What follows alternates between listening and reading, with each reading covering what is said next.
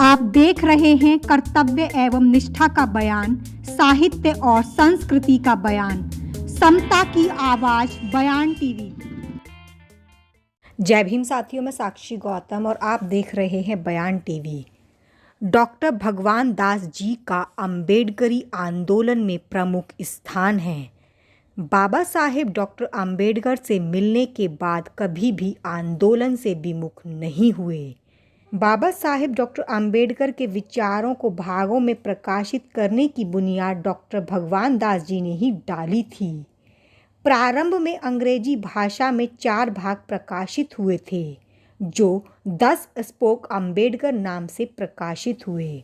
Baba Saheb doctor Ambedkar के बाद doctor भगवान दास जी ने सरिता जैसी स्थापित पत्रिका में कहानियाँ लिखना प्रारंभ की। हिंदी अंग्रेजी में लिखने वाले डॉक्टर भगवान दास जी दिल्ली में पहले व्यक्ति थे। समता सैनिक दल के पद अधिकारी होकर समता सैनिक संदेश हिंदी व अंग्रेजी में पत्रिका प्रकाशित की। इससे पहले डॉक्टर भगवान दास जी जालंधर से प्रकाशित भीम पत्रिका में लिखते थे। यह पत्रिका हिंदी, अंग्रेजी, उर्दू भाषा में प्रकाशित होती थी। बाद में सफाई संदेश पत्रिका भी डॉक्टर भगवान दास जी ने दिल्ली से प्रकाशित की थी। इस दृष्टि से देखा जाए तो डॉक्टर भगवान दास जी दिल्ली के पहले पत्रकार के साथ साथ पहले कहानीकार भी थे। मैं भंगी हूँ नामक पुस्तक का डॉक्टर भगवान दास जी की काफ़ी चर्चित रही। दलित लिबरेशन टुडे में यह किस्तों के रूप में प्रकाशित होती रही। कुछ लोगों ने भगवान दास जी की इसे आत्मकथा मान लिया, पर यह उनकी आत्मकथा नहीं बल्कि वाल्मीकि समाज का ऐतिहासिक दस्तावेज है। अपने जीवन में कई दर्जन पुस्तकें डॉक्टर भगवान दास जी ने लिखी। डॉक्टर भगवान दास जी के अप्रकाशित विचारों को बाबा साहेब डॉक्टर अंबेडकर केंद्रीय विश्वविद्यालय लखनऊ के इतिहास विभाग की प्रोफेसर सूरा दारापुरी ने 2 भागों में संपादन करके प्रकाशित करवाया है, जो निश्चित ही काबिले तारीफ है। आगे की कहानी डॉक्टर भगवान दास जी के बेटे डॉक्टर राहुल दास से सुनते हैं।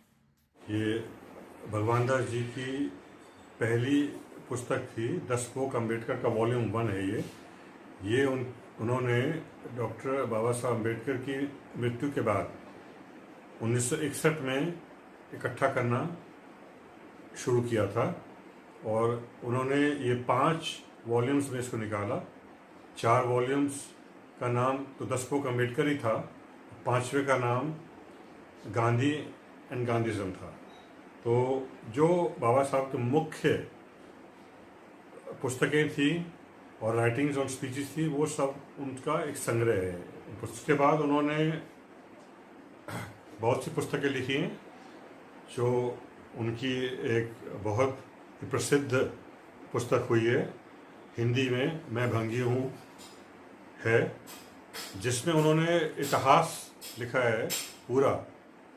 वो उनकी जीवनी नहीं है, वो जाति की जीवनी एक तरह से, और उसमें उन्होंने ये दर्शाया है कि ब्राह्मण धर्म में छुआछूत क्यों ज़रूरी है।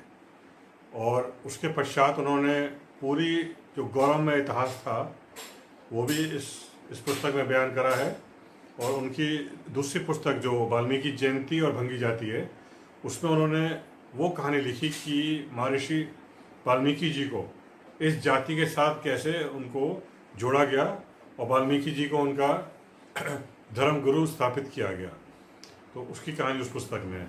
दूसरी पुस्तक उन्होंने एक और लिखी, डॉक्टर बाबा साहब अम्बेडकर और भंगी जाति। उस पुस्तक में उन्होंने ये बताया है कि जब डॉक्टर अंबेडकर ने फेडरेशन का ऑफिस बनाया था और वो शिमला में था, तो जो चूड़ा जाति के लोग थे, जिनको नाम बाद में वाल्मीकि रखा गया, उन लोगों ने बाबा साहब के साथ फेडरेशन में जुड़े थे। तो आप सोच सकते हैं कि उस टाइम इस जाति की भी अवेयरनेस कितनी थी। और बाबा साहब ने जो और कार्य किए थे उनके विषय में, वो इन पुस्तकों में है। 25 पुस्तकें लिखी हैं, जिसमें से रिवाइवल ऑफ बुद्धिज़्म है, अनटचेबल सोल्जर्स को उन्हें एडिट किया, दलित राजनीति और संगठन, बाबा के चरणों में दलित सॉलिडारिटी, स्लेवरी के ऊपर एक पुस्तक लिखी उन्होंने, और इस तरह की सब मिला के करीब उनकी जो पुस्तकें हैं 25 करीब हमने छापा है। इस सम्यक प्रकाशन के माध्यम से किया गया है। उनकी इसमें जो कहानियां हैं वो इतनी प्रसिद्ध थी कि सरिता और मुक्ता जो अखबार थे उनमें इनको छापा जाता था। एक कहानी उनकी दफ्तर में चूहा इतनी प्रसिद्ध हुई कि दिल्ली प्रेस के लोगों ने उन्हें कहा कि रविंद्रनाथ टैगोर की कहानी थी एक लेटर बॉक्स, उसके बाद ही उनके पास प्रशंसा के 800 चिट्ठियाँ आई, वो इस कहानी से थी, दफ्तर में चूहा। वो एक व्यंग है जिसमें कि भारत में जो रेड टेपिज्म है उसके बारे में विस्तार से उन्होंने एक कहानी के रूप में उसको दर्शाया। संग्रह में कोई 8-9 कहानियाँ हैं जी। जैसे इनका नाम है कॉफ़ी हाउस, दफ्तर में चूहा, क्रांति, चोर, मुक्ति की समाधि जी। शूद्र का शाप। ये बहुत प्रसिद्ध कहानियाँ थी उनकी।